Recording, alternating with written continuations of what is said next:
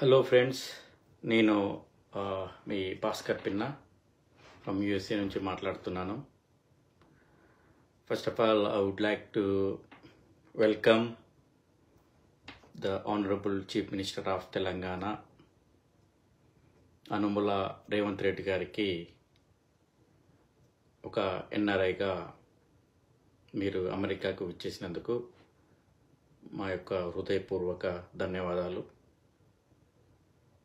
మీరు తెలంగాణకు పెట్టుబడులే అస్త్రంగా మీరు ఈ ప్రయత్నము విజయవంతం అవ్వాలని చెప్పేసి యాజ్ ఏ తెలంగాణ ఎన్ఆర్ఐగా నేను కోరుకుంటున్నాను. మీ యొక్క నాయకత్వంలో మీ యొక్క ఈ ప్రయాణంలో తెలంగాణ రాష్ట్రానికి అత్యధిక పెట్టుబడులు ఒక వరదల్లా వచ్చి తెలంగాణని ఇంకా ప్రపంచంలో ఒక అగ్రగామిగా నిలుపుతారని చెప్పేసి మేము సదా కోరుకుంటున్నాము. సో మీరు ఈరోజు ఐఓసి అండ్ ఇండియన్ డిస్పోరా ఈవెంట్కి రాయల్ ఆల్బర్ట్ ప్యాలెస్కి రావడం జరిగింది. దాని సందర్భంగా మీరు చాలా చక్కగా మీ యొక్క సందేశాన్ని ప్రతి ఎన్ఆర్ఐకి, ప్రతి తెలంగాణ తెలుగు రాష్ట్రాలకి అందించే విధంగా మీ యొక్క సందేశం ఉంది. ఆ సందేశాన్ని అంతా మేము కొన్ని స్వాగతిస్తూ కొన్ని సంగతులను ఖండించాల్సి వస్తుంది యాజ్ ఎన్ఆర్ఐగా. సో మీరు ముఖ్యమంత్రిగా అయిన దగ్గర నుంచి తెలంగాణ రాష్ట్రాన్ని అభివృద్ధి పదంలో నడిపిస్తున్నందుకు ఒక తెలంగాణ బిడ్డగా, ఒక ఎన్ఆర్ఐగా నేను మిమ్మల్ని అభినందిస్తున్నాను.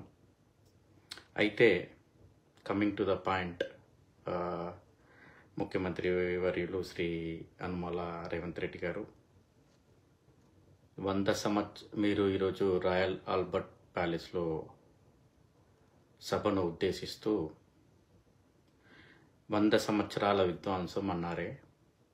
100 సంవత్సరాల విధ్వంసం ఎవరి వల్ల అయింది? Okay, coming to the point, మీరు ఒక అమెరికాకి మీరు ఒక ముఖ్యమంత్రి హోదాలో యుఎస్కి వచ్చేసి సభను ఉద్దేశించి మాట్లాడుతున్నప్పుడు మీరు అమరవీరులను స్మరించకపోవడం చాలా బాధాకరంగా ఉంది. తెలంగాణ రాష్ట్రం ఎన్నో అమరుల వీర త్యాగాల ఫలితం మన తెలంగాణ రాష్ట్రం.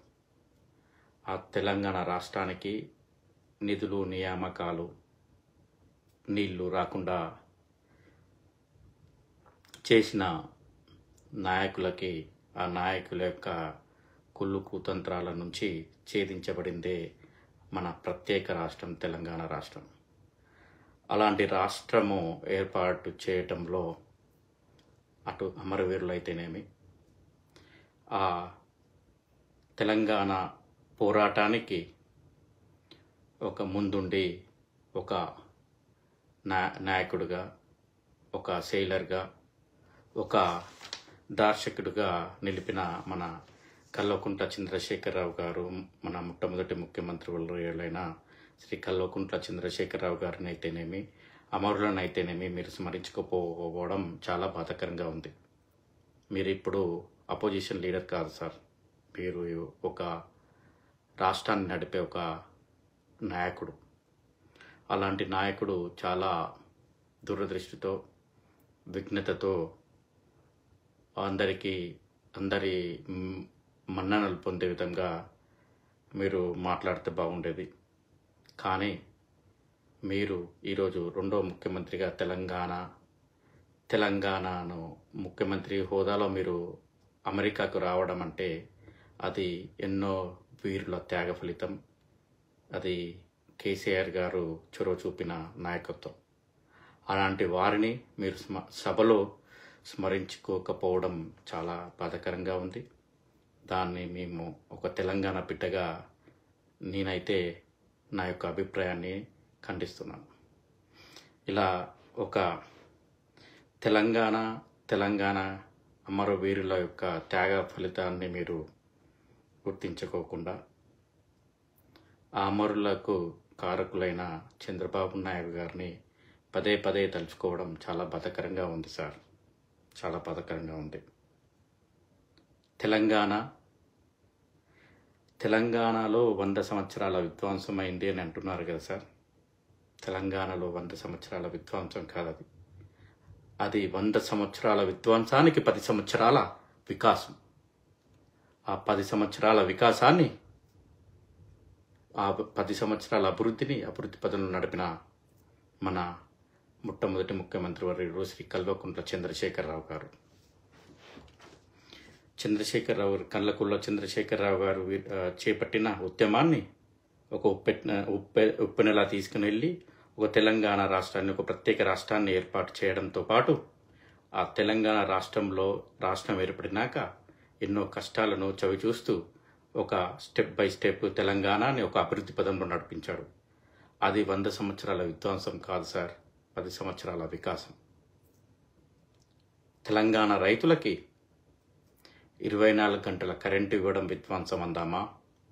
తెలంగాణ రైతులకి రైతు బంధు, రైతు రుణమాఫీ, విత్తనాలు, ఎరువులు ఉచితంగా ఎటువంటి ఆటంకాలు లేకుండా సరఫరా చేసిన ప్రభుత్వాన్ని ఒక విధ్వంస ప్రభుత్వం అందామా? 10 సంవత్సరాల వికాసాన్ని మీరు 10 సంవత్సరాల విధ్వంసంగా సృష్టించారు. ఒక ముఖ్యమంత్రి హోదాలో ఉండి సార్, మీరు ఒక ముఖ్యమంత్రి హోదాలో అమెరికాకు వచ్చారు. ఆ ముఖ్యమంత్రి హోదాలో ఉన్నప్పుడు ఆ హోదాకి తగ్గట్టుగా మీరు ప్రవచనాలు మాట్లాడితే చాలా బాగుంటుంది.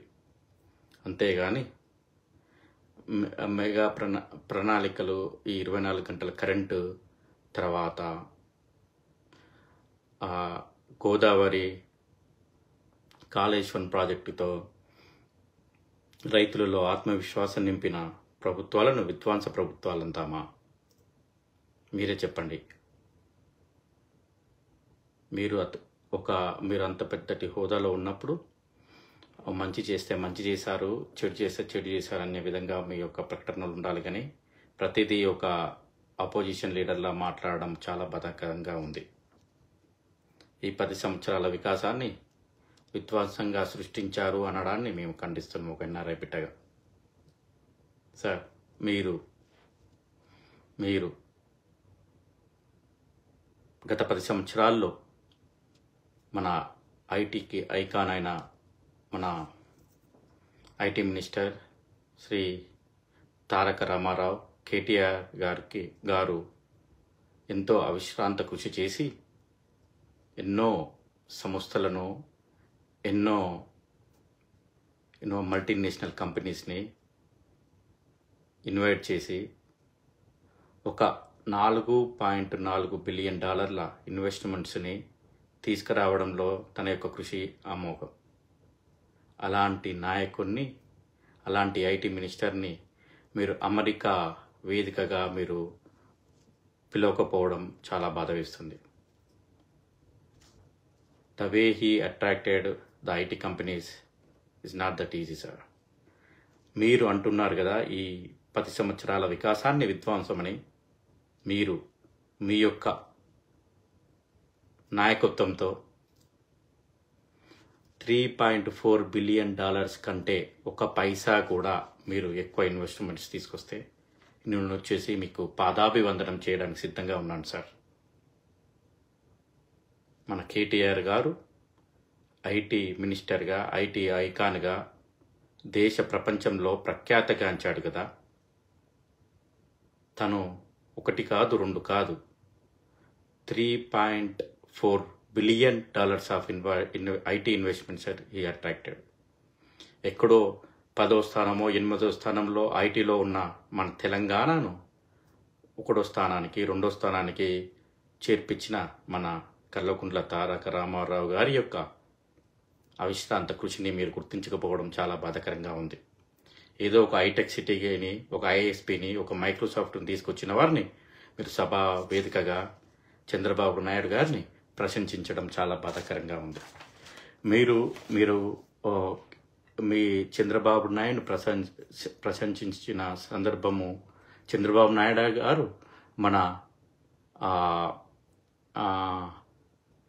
కేసీఆర్ గారి గురించి చంద్రబాబు నాయుడు గారు అన్న మాటల్లో విందాం.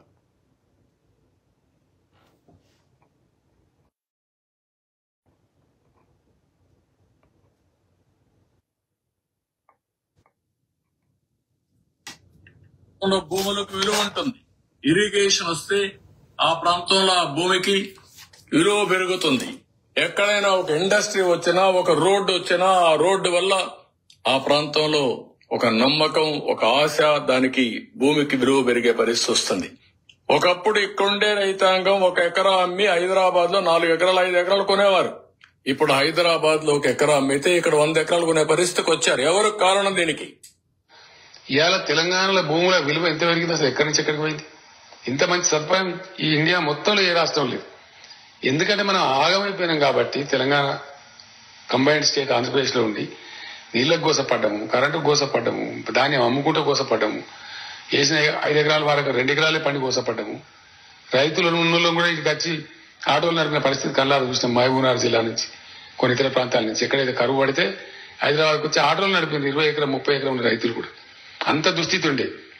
ఏం చేసైనా సరే రైతు నిలబెట్టాలి, రైతు చల్లగుంటే గ్రామాలు చల్లగుంటాయి, 10 మందికి అన్నం పెడతారు, అన్ని రకాల లాభం జరుగుతుందని చెప్పి మనం చేసిన మన జాగ్రత్త ఫలించింది. అట్లనే ఎన్నో స్కీములు ఎంతో మందికి అనేక రకాల లాభాలు జరిగినాయి. ఇవన్నీ కూడా చేసినామంటే ఒక సంకల్పం తీసుకొని చాలా చక్కటి పద్ధతులు చేసినాం. What if recording high quality content? అది ఒక సంకల్పము, ఒక పట్టుదల, ఒక మంచి చేయాలనే ఒక ఆలోచన ఉన్నప్పుడు ఎటువంటి ఆటంకాలు వచ్చినా కూడా వాటిని అన్నిటిని అధిరోహిస్తారు. సో మీరు 100 సంవత్సరాల విధ్వంసాన్ని 10 సంవత్సరాల వికాసం అని నేను అంటాను. మీ 100 సంవత్సరాల విధ్వంసాన్ని నేను ఖండిస్తున్నాను సార్. మీరు స్కిల్ యూనివర్సిటీ అని చెప్పేసి మీరు హైడ్రా అనే ఒక ప్రాజెక్టుని శంషాబాద్ ఎయిర్పోర్ట్ దగ్గర తీసుకొస్తున్నారు సార్. కానీ దాని వెనుక శంషాబాద్ ఎయిర్పోర్ట్ ఏర్పడే ముందు చంద్రబాబు నాయుడు అండ్ కో అనేవారు కొన్ని 100 ఎకరాలను కొని ముందే పెట్టారు. మీరు నిజంగా మన తెలంగాణ ప్రగతికి, తెలంగాణ అభివృద్ధికి బాటలు వేయాలి అని అనుకుంటున్నారా, లేక మీరు మీ గురువు అని చెప్పబడే చంద్రబాబు నాయుడు గారికి ఆ హైడ్రా అనే ప్రాజెక్టు రూపంలో ఒక కానుకగా ఇవ్వాలనుకుంటున్నారా? అది కాలమే నిర్ణయిస్తుంది. ఒక సంకల్పము, ఒక పట్టుదల, ఒక మంచి పని చేయాలి అనే దృఢ సంకల్పం ఉన్నప్పుడు మీలో ఆలోచన, మీ యొక్క ప్రతి ఒక్క ఆలోచన ఆ విధంగా ఉంటుంది. అంతేకాని ఈరోజు మీరు అమెరికా నడిబొట్టులో రాయల్ ఆల్బర్ట్ ప్యాలెస్లో మీరు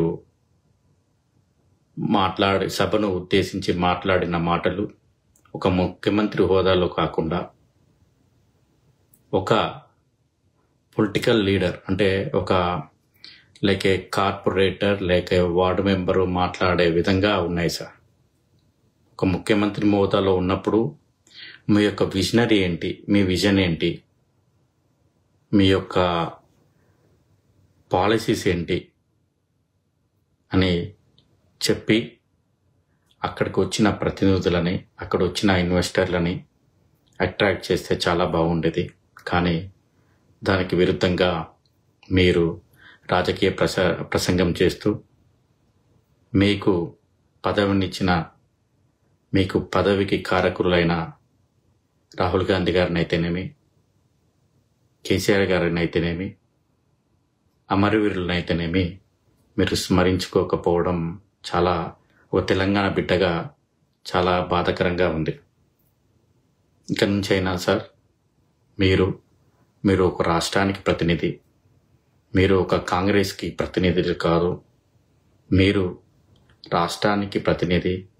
రాష్ట్ర బాగోగుల గురించి బాగోగుల గురించి పనిచేస్తూ మంచి చేసిన వారిని మంచి చేశారని, మీకు రాజకీయ పద్ధతులు వేరే ఉంటాయి. అది ఎలక్షన్స్ టైంలో రాజకీయ పద్ధతిలో విధంగా ఆ విధంగా మాట్లాడితే చాలా బాగుంటుంది. కానీ ఆ సభ ఏంటి, ఆ సభ కాంటెక్స్ట్ అని చెప్పేసి దానికి తగ్గట్టుగా మీ యొక్క మాటలు ఉంటే చాలా బాగుండేది సార్. మీరు యాజ్ ఎన్ఆర్ఐగా నేను చెప్తున్నాను సార్, ఇప్పుడు కేటీఆర్ గారు ఐటీ ఇన్వెస్ట్మెంట్స్ని అట్రాక్ట్ చేసిన $3.4 బిలియన్ కంటే నయా పైసా అయినా కూడా మీరు ఎక్కువ తీసుకురాగలిగితే మీ దగ్గరికి వచ్చేసి నేను పాదాభివందనం చేయడానికి సిద్ధంగా ఉన్నాను. మీరు ఈ ఛాలెంజ్ని మీరు తీసుకుంటారని చెప్పేసి, ఆ ఛాలెంజ్కి అనుగుణంగా మీరు ప్రయత్నం చేస్తారని, అంతేగాని చంద్రబాబు నాయుడు గారి అండ్ కోకి మీరు పనిచేయకుండా తెలంగాణ బిడ్డల యొక్క భవిష్యత్తు గురించి మీరు ప్రయత్నం చేస్తారని, మీ యొక్క ప్రతి అడుగు, ప్రతి ఆలోచన, ప్రతి కార్యం, కర్తవ్యము తెలంగాణ ప్రగతిలో, తెలంగాణ అభివృద్ధి పదంలో నడపడానికి ముందుంటుందని చెప్పేసి నేను సదా కోరుకుంటున్నాను.